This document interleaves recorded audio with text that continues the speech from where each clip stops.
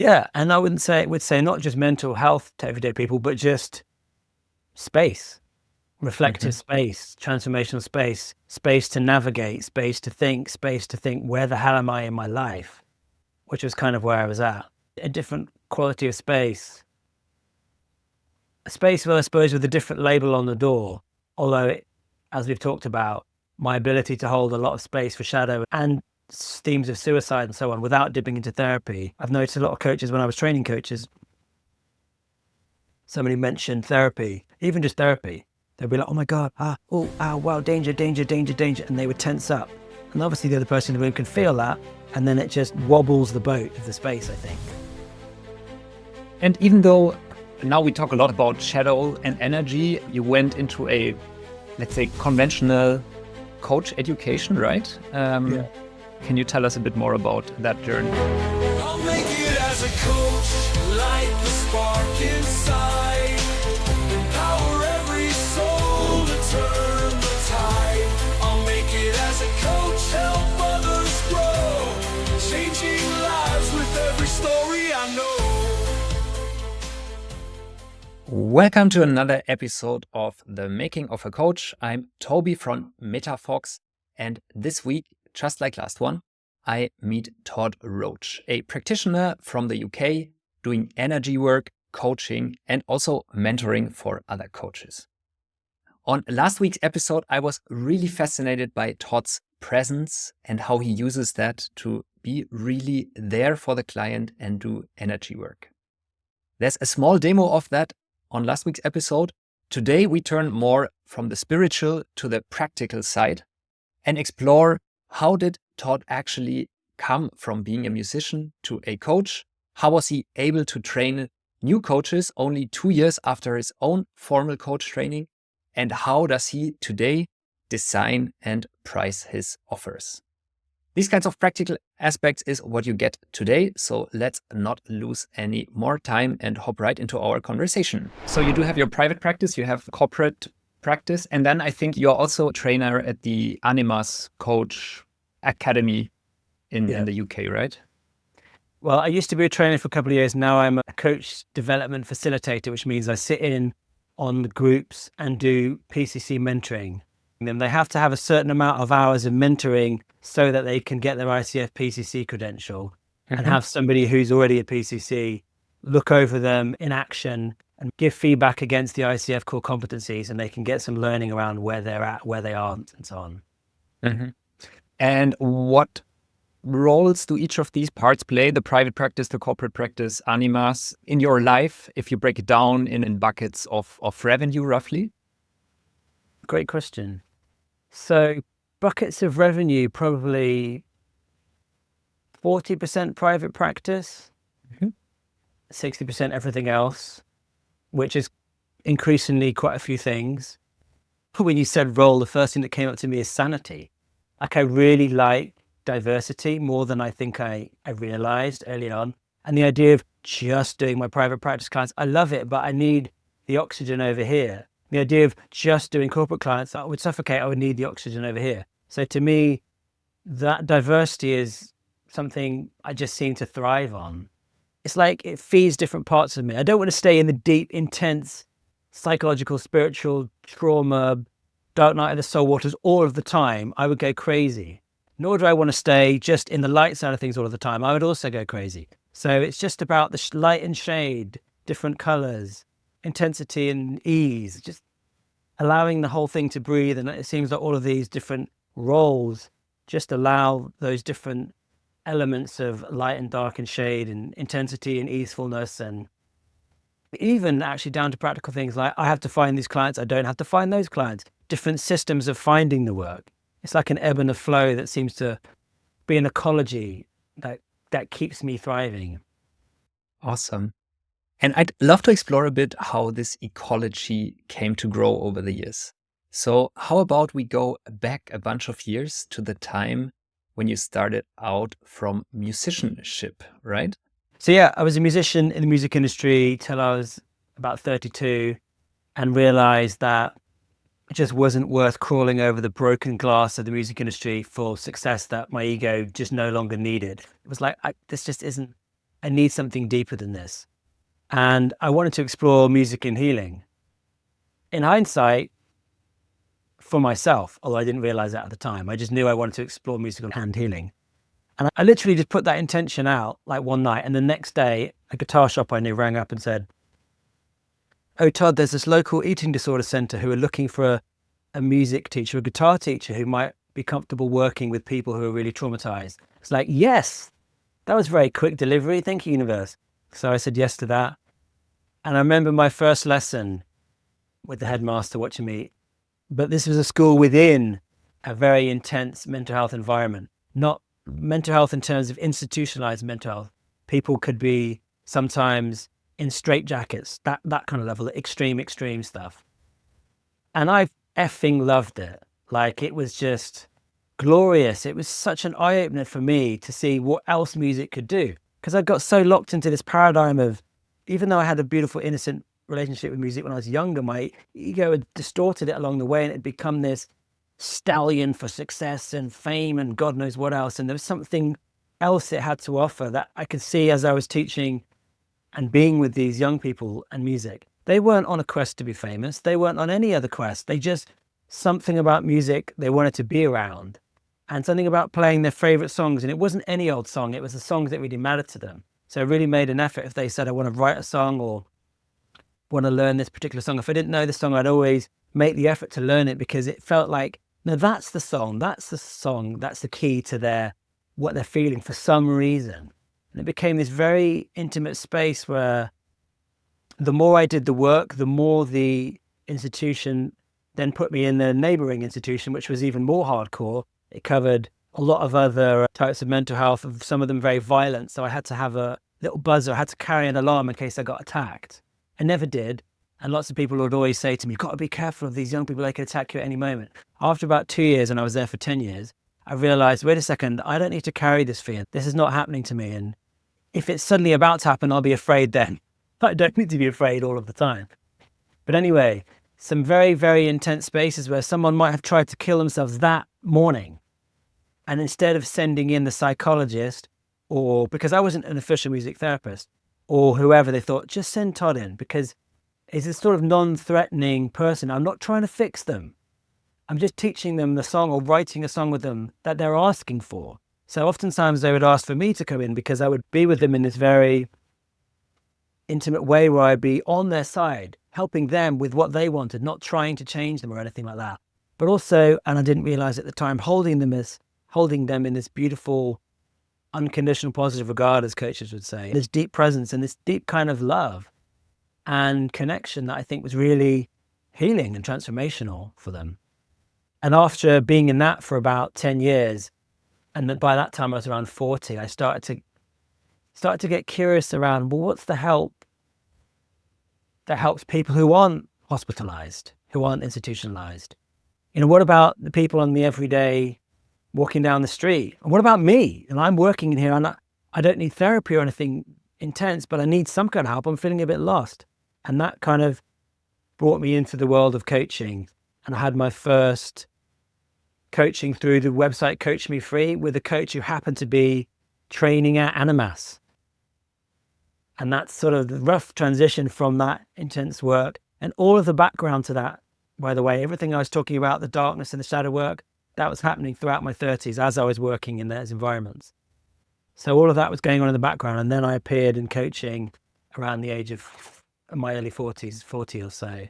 Started my training with Animas, having had a coach, and thought, oh, wow, I think this is actually kind of cool. This might be that thing I'm looking for that isn't therapy, isn't super, super intense, and just felt like the next stepping stone. Mm.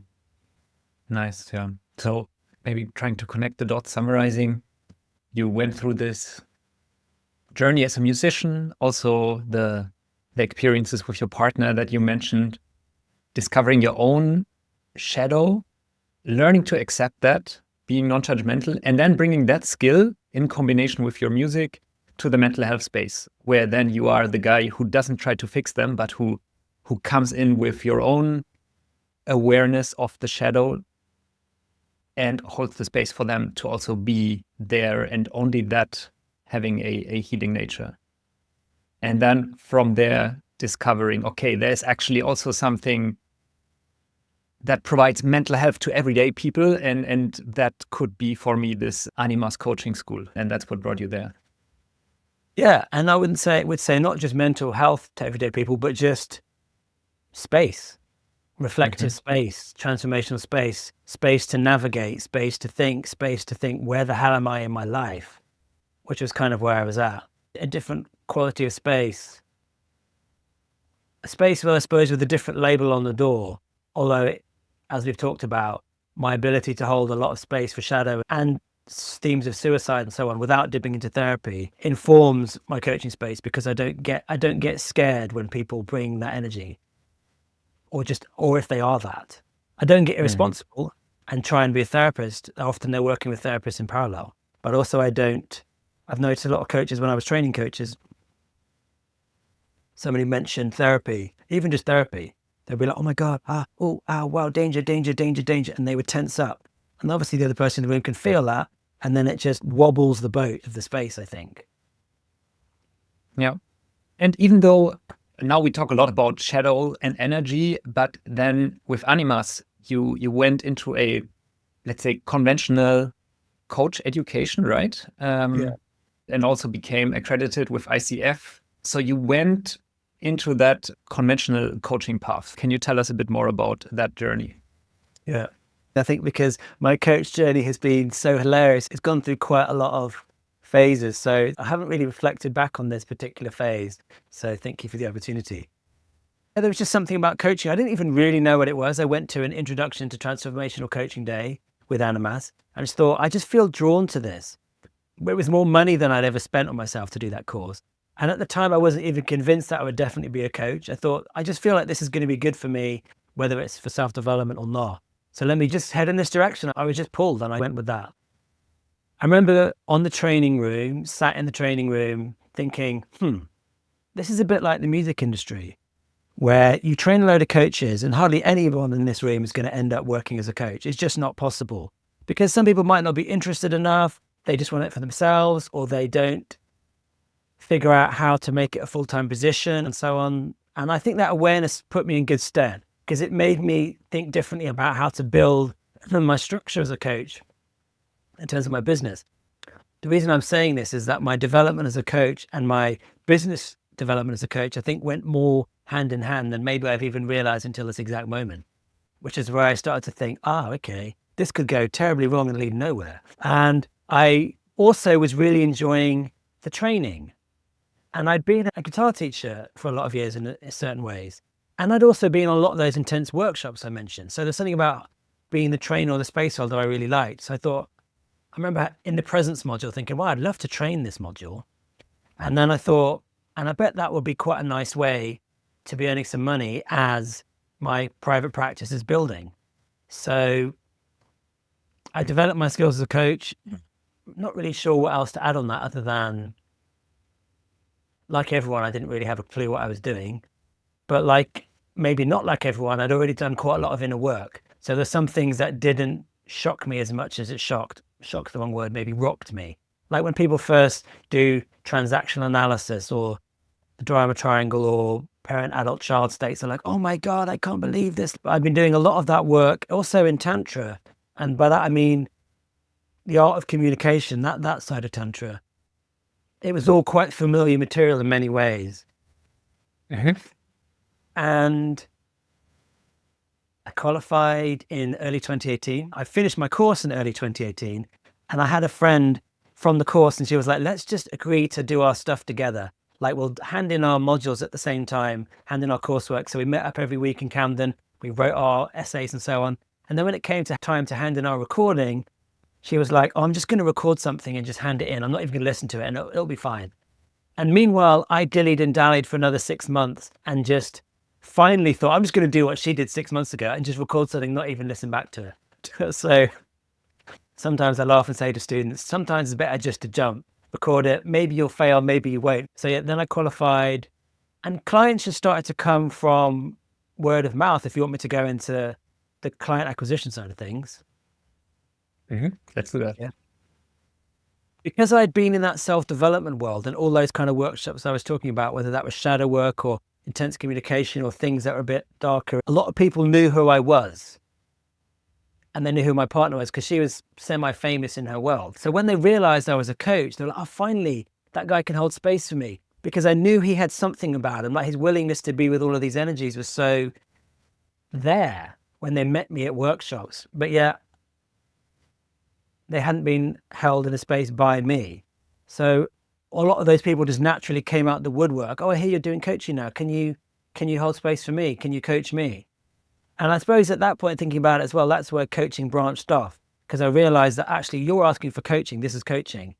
And before then, I hadn't really worked as an energy worker. And then the energy work started to grow its own little branch. So people would come towards me depending on what kind of modality suited them. It would be either coaching, or I would say, actually, maybe it's not coaching for you, having talked about what coaching is with them and them getting a sense of it. Maybe it's more this. So in hindsight, again, you're helping me figure all this out in the moment, Toby. I'm actually quite grateful. It's interesting. Haven't really thought about it this way. In hindsight, the work was always the sort of self/spiritual/ existential/ shadow exploration. It either coaching is either the modality that can hold it, or it's more of the energy work or the mentoring that can. But it was always that kind of mission. And I very quickly found that boring and thought, this is not my jam at all. I have no interest in just this surface stuff. So it didn't take me many sessions to realize that I was much more in the transformational realm of things. But what I realized from a business perspective is what I now think of as low-hanging fruit is you can have all of those people that know you, but eventually they've worked with you and they can't fill your business forever. You see what I mean? So there was an initial rush of clients, and then that initial rush dried up. And then there was a whole new era that went ahead, and I'll pause there. Yeah.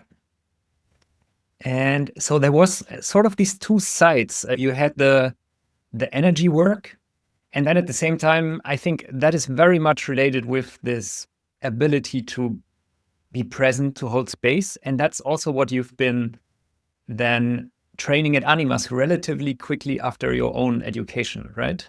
Yeah. Relatively quickly, yes. I trained the presence module pretty soon after being trained, but perhaps because of my background, I was capable of doing it. How did you get into that? Maybe that's interesting for people, because it seems quite impressive to me to, kind of graduating as a coach after years, of course, experience in mental health, and then get into that realm of coach training. What were your steps there? Great question. Well, a combination of luck and audacity and probably some other things. So the steps were, I was teaching guitar part-time in a guitar shop I used to work at years ago. And one of my students was a lecturer at Middlesex University. And she said, wow, you're training as a coach and you're a musician. I'd love you to come into Middlesex University Business School and run some workshops that combine coaching and music that develop leadership under the term arts-based leadership development. So I thought to myself, wow, I've never done that before. There were so many amazing opportunities I missed in the music industry that I didn't say yes to, that ridiculous opportunities I didn't say yes to.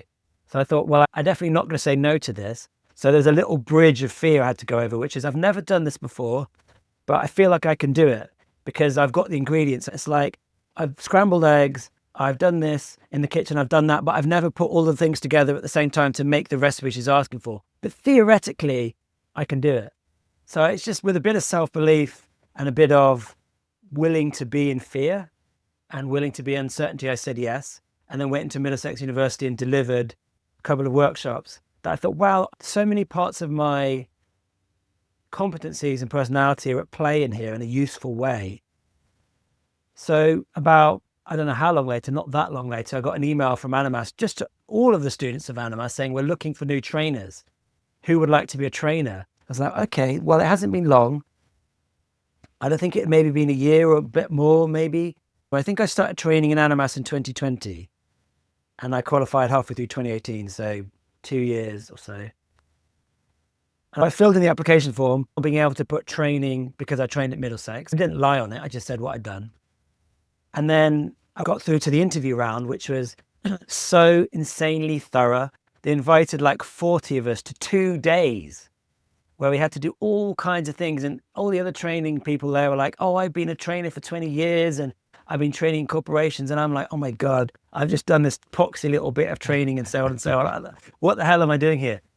But there's clearly something in me that they saw through extremely thorough, watching me talk to other people, watching me do a little training demonstration. They narrowed me down to a couple of people, but actually I wasn't one of the first people to go through. I think there was 2 people went before me, and they put me on to do the ITC, which is the Introduction to Transformational Coaching. So I did that for a while before I then went to become a trainer. But through doing that, and then seeing me in action, they thought, okay, this guy is now ready to move on to being a trainer. So I trained the presence module and the paradigms module.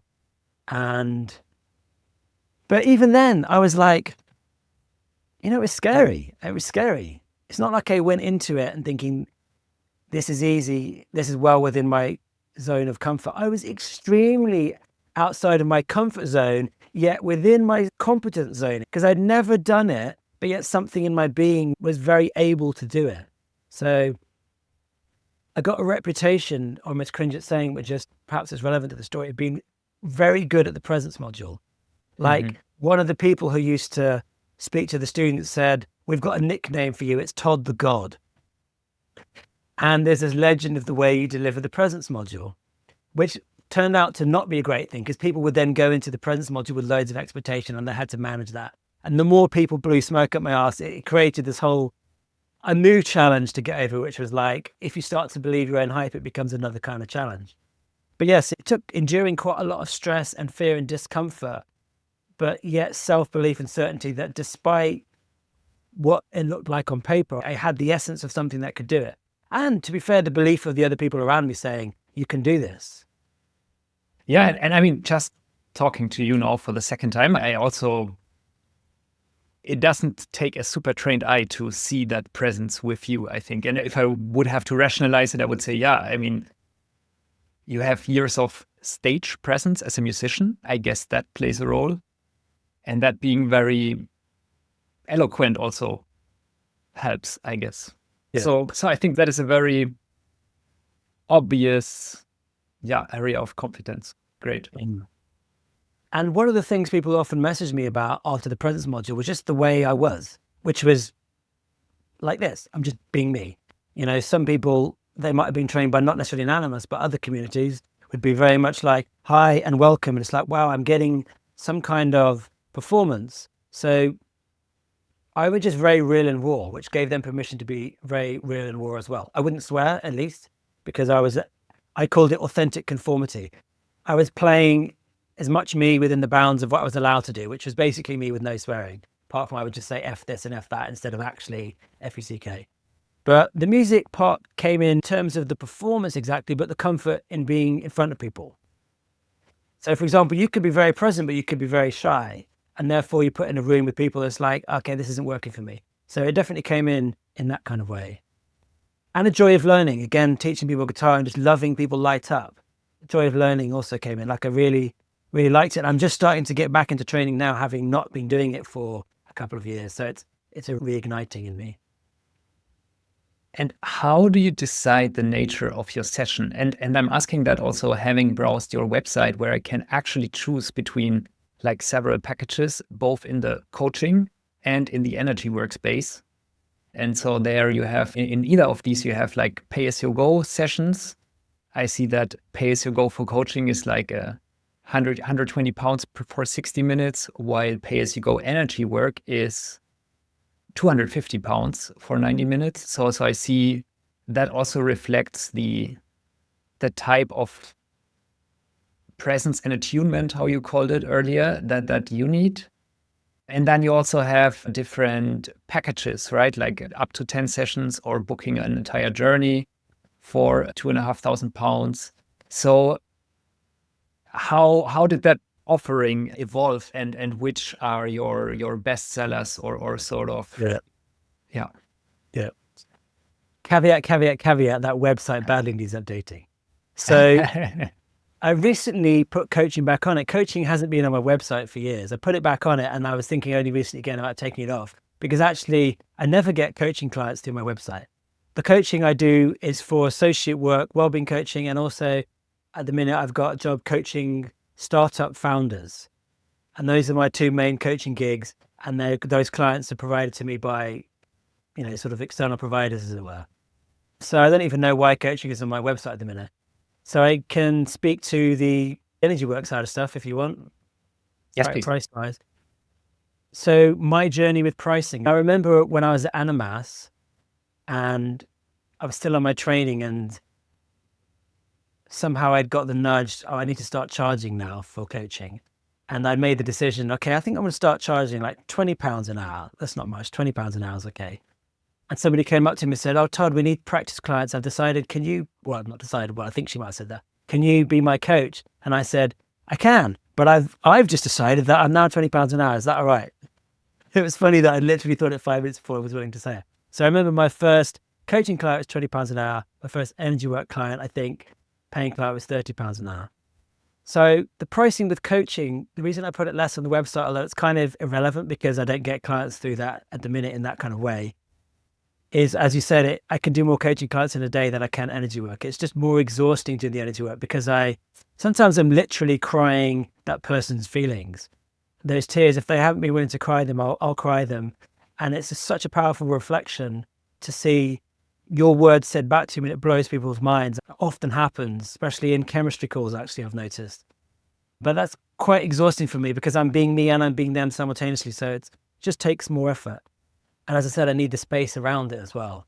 So energy work sessions, I remember when they were 120. I remember when they were 150. I remember they were 175, 185. And the way I do it at the minute is that, for better or worse, I don't know, it's just the way I do it. A lot of my old clients, they're still on the same prices. Mm-hmm. So a lot of my clients are amazing at referring other clients. So in the energy work, almost, I would say all of my clients come from referral because I don't really speak about it publicly. You might imagine why. It's one of those things that's best experienced. Otherwise, they'd be like, what are you talking about? He just tuned into you and knew this stuff? What? It's the kind of stuff that's best experienced. So I had someone come for a chemistry call recently who said, I've been referred to by 3 different people. And I've been looking at your website for ages, and she finally came to this chemistry call, which is amazing. It was such a beautiful chemistry call. And we then went on to do a retreat, a couple of sessions, and so on and so on. So the people who refer my client, for a lot of people to me, I haven't put their prices up, but it feels like feels right to leave it as it is. And really, I just go on feeling, to be honest. I'm getting a nudge that I might have to put my price up again because I feel like I need more space and I don't need the clients. Now, sometimes I think 250 quid, Todd, and I actually haven't really charged 250 quid. At the minute, it's 225 for a package, and most people do that. But I came across somebody who's doing, what was it? Internal family systems, and it was 250 quid for 50 minutes. I was like, wow, that seems quite a lot. Also with coaching, I remember seeing some document that said the average price for coaching in the UK is £220 an hour. So this is me again, just finding my bearings. But equally, I've had clients with me, especially in the energy work stuff, are like, why are you only charging this? Like I remember doing a business energy session for somebody, and I tuned into their business and I was talking about the different businesses, and it just absolutely blew his mind. He was taking so many notes. He goes, this is so helpful. Why aren't you famous? I didn't know this was even possible. And why are you only charging this? So there's plenty of people charging way more for way less, I would say. But for some reason, for me, it's just a journey of following my intuition. I always say I don't really set my prices. The prices set themselves. Kind of like the feelings say, time to feel me. The prices say it's time to change me. So sometimes I think my prices are too high. You're saying 250, I'm almost cringing. I'm like, God, that seems quite a lot. Jesus. Is that what it is now? But equally, I put them up when it feels I have no choice to put them up, whether I want to or not. So what I hear summarizing is that in your private practice, you mainly do the energy work, or maybe not mainly, but that is the most important package. And there it is, this journey of 10, 90-minute sessions with 225 per session. Yeah. Or retreats. I often do retreats. And I do 225, even if it's just 4 sessions as well. Mm-hmm. It might be different tomorrow. Yeah, if you want to get the energy session with Todd, sign up now. How about the retreats? How does that look commercially? Commercially, at the moment, I'm doing 850 for me with an overnight the night before. So they tend to come the night before, have an overnight, which I find, well, most people say they find super helpful because it gets them out of their life. It gets them, sometimes they need to literally be out of their life because they want to talk about stuff without the kids and the husband overhearing. It allows them to be held straight away in a container, which somehow works, even though if I'm not coaching them overnight, somehow they're just held in this bubble. Some people even talk about this house, this beautiful big house, these beautiful grounds, even that feels holding to them. So by the time we start the work in the morning, they've already had loads of realizations. They're already kind of soft and pliable and open and ready to, pardon me, go to the deeper level.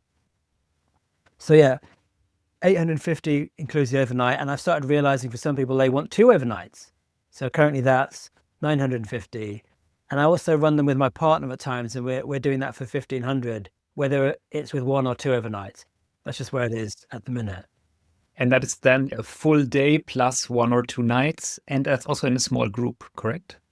No, those are just 1 or 2 people. So they're called retreats, okay. and they are retreats, but they're bespoke, they're personal retreats. So it can just be 1 person. And the thing I love about those retreats is that people either know or they don't. I mean, I had one person who drove 800 miles from Scotland, or no, it was 8 hours, not 800 miles. I'm not sure if Scotland's even 800 miles away, because they just knew that I was the right person for them and this was the right place, and they just wanted to be here. So retreats always seem to attract people who need something immersive, something expansive and holding. They want to get away from their lives, and they want to go deep. And they also need some holding that's just longer than just 90 minutes. They want to just fall into the arms of presence and the house and me and so on, rather than just suddenly be straight back into work. I feel like I said a load of stuff we didn't ask for there, but there you go. No. In a way, what we want to do here, or what I would love for people to get out of this, is also to imagine, okay, get inspiration. How could my coaching offer look like? And for that, I think looking at my journey as an entrepreneur, it helps to hear what other people have been doing.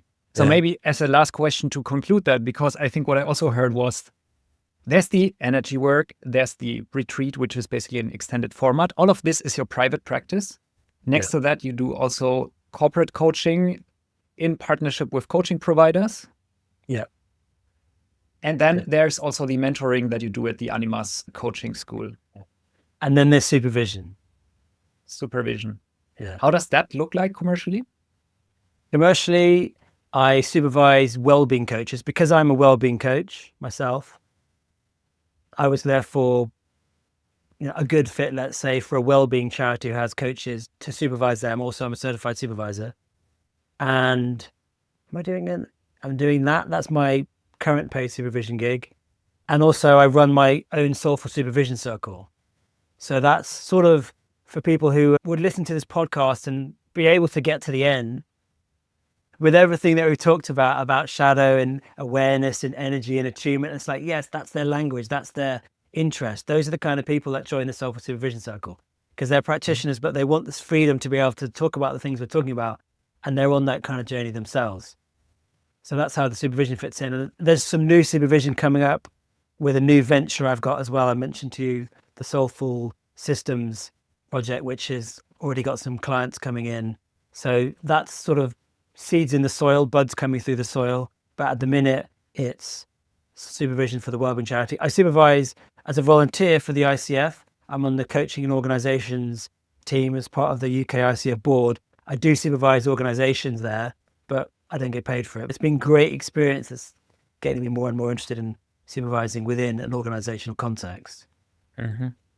So what would you pass on to an aspiring coach who's building their business, summarizing all the conversation we had now around pricing and different areas and ventures? Well, I would say every journey is completely different. So whatever anyone tells you, really just listen to what feels right for you. I mean, I know a lot of people have business coaching, and the thing they find jarring is when the business coach says, you have to do it like this because this is what worked for me. And they go, I can't, this doesn't feel right for me. Like, I really, really like a lot of diversity. Some people might be like, no, I really don't want that. Some people might much prefer to be, well, actually you said, we're talking about building your own business, aren't we? But I'll sprinkle a couple of offerings and then obviously just take or leave as to what feels resonant. I've noticed a lot of coaches over time make assumptions about that they'll finish their training and they'll put a post out on LinkedIn and suddenly they have 1,000 clients. And I mentioned to a couple of them before they did that when they do that, it might not be the, stampede that they expect. Not because they don't necessarily have a lot of potential clients in their network, but because not everyone necessarily needs coaching at that time. So you might have 100 possible people in your network who all one day will be coached by you, but not necessarily that day. One might be in 10 years' time, 5 years' time, 6 months' time. You see, there has to be a readiness or an interest in being coached. And I don't think people always think about that. They just say, hey, everyone, I'm a coach.